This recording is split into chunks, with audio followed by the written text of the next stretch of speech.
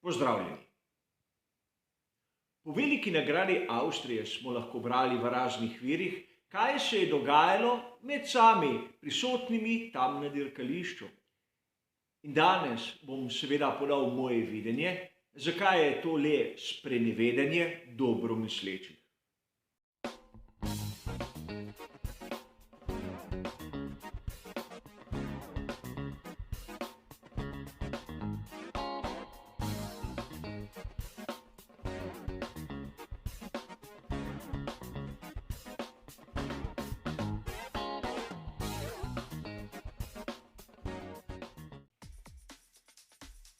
Današnja tema je po svoje kočljiva. Namreč v modernem svetu moramo biti vsi, recimo temu, politično korektni. Torej, določenih oseb ne smemo imenovati s tistimi pridevniki, ki bi si jih zaslužili, kajti uboge osebe bi se lahko užalile, če bi pred njih postavili tisto pravo zrcalo in bi v njem videli praktično svojo manjvrednost.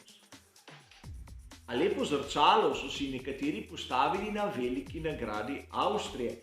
In ne govorim samo o tistih osebkih, ki so nekako se obnašali neprimerno in pokazali vso svojo primitivnost. Namreč lepo zrcalo so si postavili pred seboj tudi mnogi pisci. A začnimo na začetku. Verjetno ste zasledili v mnogih medijih, da so se določeni prisotni na progi obnašali nekulturno, neprimerno, napadali so pripadnike drugih skupin, seveda uničevali infrastrukturo same proge in še bi lahko naštevali. Sicer eksplicitno ni poudarjeno, kdo naj bi bili, a lahko sklepamo. Namreč napadena naj bi bila podpornica tovarniške ekipe Mercedes. Drugače, zakaj bi Toto Wolff nudil zatočišče? Verjamem, da je Toto Wolff džentelmen in bi pomagal vsakomur, ki bi bil v težavah. Ampak tako lahko sklepamo. Po drugi strani smo lahko slišali, da so bili pripadniki tisti, ki so nosili oranžno barvo, ampak niso bili navijači ekipe McLaren. Prišli naj bi iz Nizozemske, kar še poudarja njihovo strahopetnost.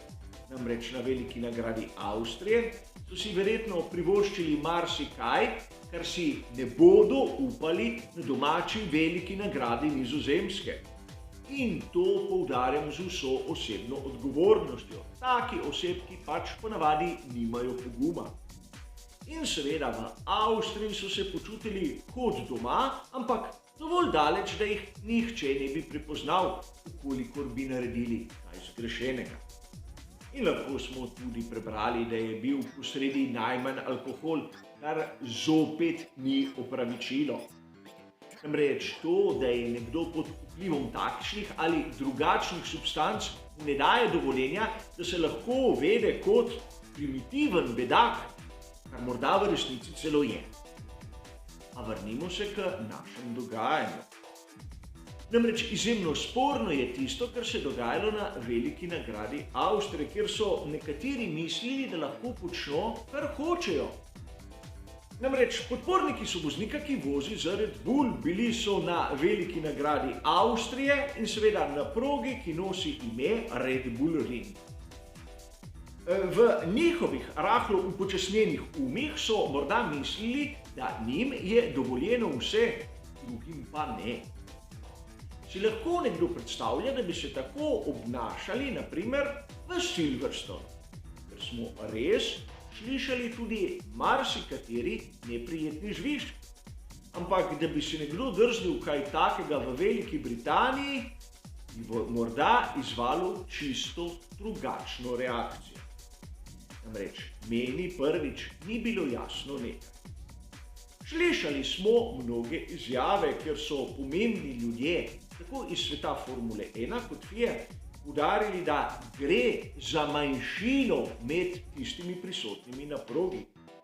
In dovolite mi, da takih ljudi ne imenujem ne navdušenci, še manj pa navijači.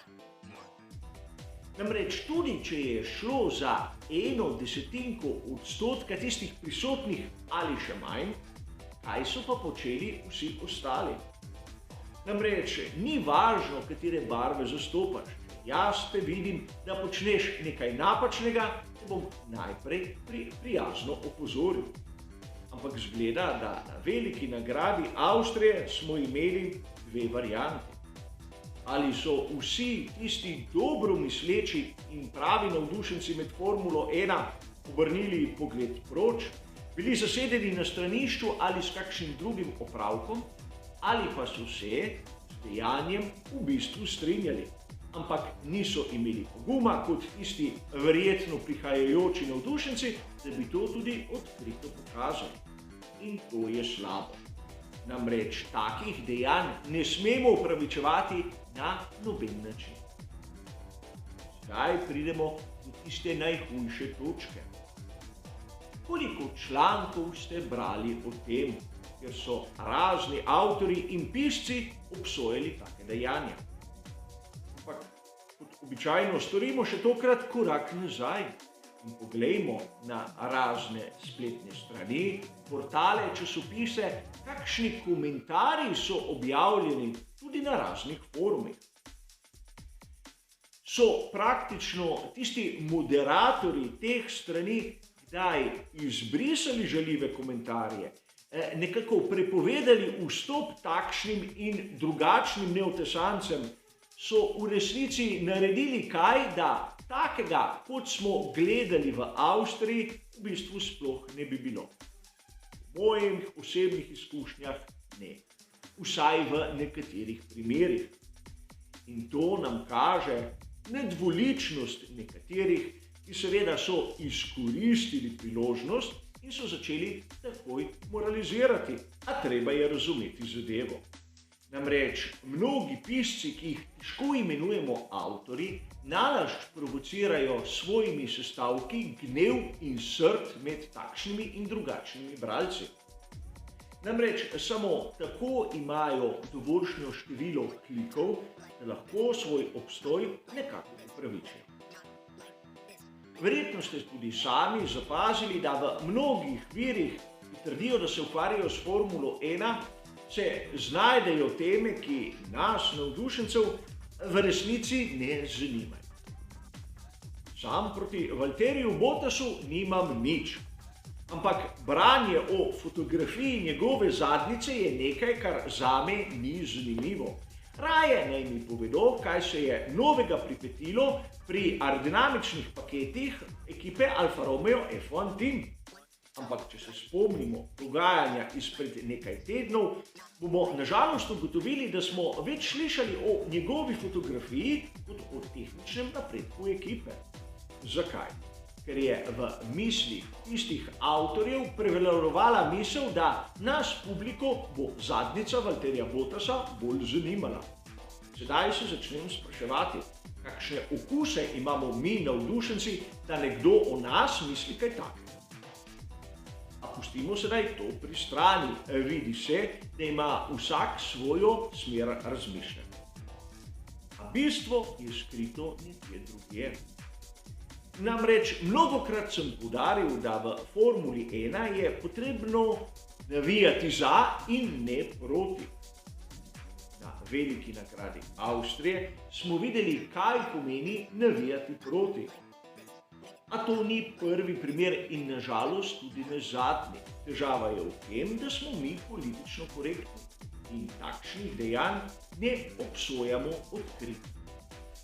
Namreč sedaj so se mnogi prebudili, kot da kampanja We Race S1 ni imela svojega občutka in je bila v resnici izguba časa ter denarja. Morda res.